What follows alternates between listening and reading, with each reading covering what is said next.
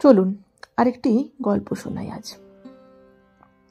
এক সাধু খুব ভোরে উঠে রোজ কিছুটা দূরে গঙ্গা স্নানে যান। তারপর কুটিরে ফিরে জপ ধ্যানাদি সাধনে মগ্ন হন। একদিন ওই সাধু খুব ভোরে অন্ধকার থাকতে উঠে গঙ্গা স্নানের জন্য যাচ্ছেন। কিছু চোর তখন চুরি করে ফিরছিল। তো সেই সাধুর সাথে দেখা। সাধু সরলমতি, তিনি ভাবলেন বোধহয় এরাও সাধু, সকালে গঙ্গা স্নানে বেরিয়েছেন। আর চোরেরা ভাবল এও মনে হয় আমাদের মতোই চোর, না হলে এত অন্ধকারে কি করছে। একটি চোর প্রশ্ন করল, আপনি কে?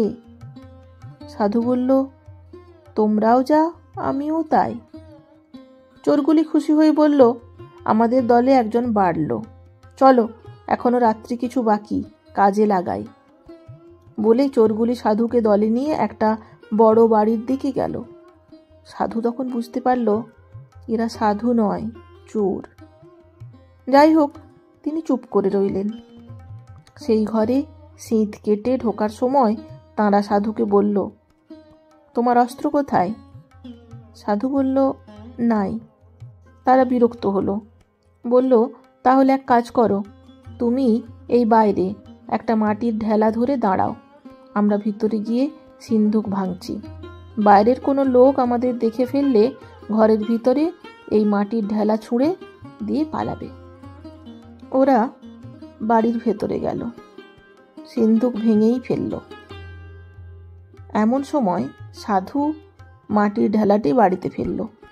আওয়াজ শুনে চোর সব ফেলে দৌড় লাগালো, সাধুও পালালো। পরের দিন আবার সকালে গঙ্গা স্নানে বেরিয়ে সেই চোরগুলির সাথে দেখা। চোরগুলি জিজ্ঞাসা করল, কাল কোন কোন জন আমাদের দেখে ফেলেছে? রাজার পেয়াদা নয় তো? সাধু বলল, না না, কোনো রাজপেয়াদা বা অন্য লোক নয়। চোরেরা ক্ষেপে লাল হয়ে গেল, বলল, তবে মাটির ঢেলা ফেললে যে? আমরা অস্ত্র শস্ত্র ফেলেই প্রাণ বাঁচাতে দৌড়ালাম যে। সাধু তখন সরল মনে বলল, তোমরা লোকের ভয় খাও, রাজপেয়াদার ভয় খাও, আর ঈশ্বরে ভয় খাও না। মানে? চোরগুলি জিজ্ঞাসা করল।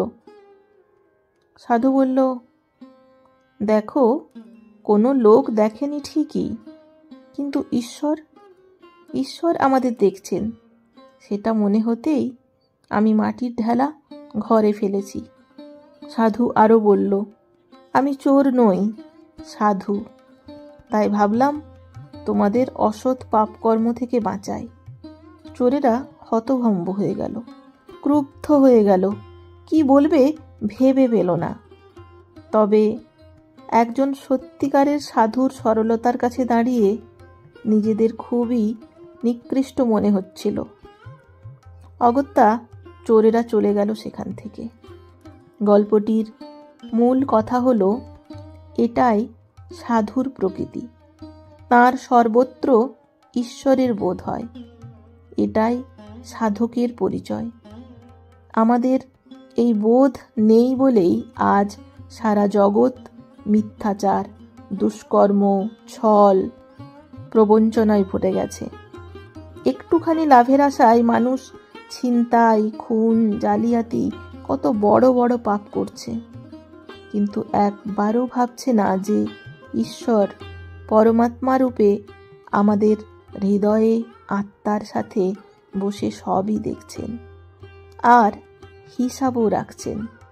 তাই সাবধান, একদিন সুদ সমেত হিসাব মেটাতে হবে আমাদেরকেই। সহজ সরল সৎ আধ্যাত্মিক জীবনই আদর্শ জীবন, মিথ্যাচার বা দুষ্কর্ম নয়। এতেই আমাদের সত্যিকারের লাভ। জয় শ্রীকৃষ্ণ।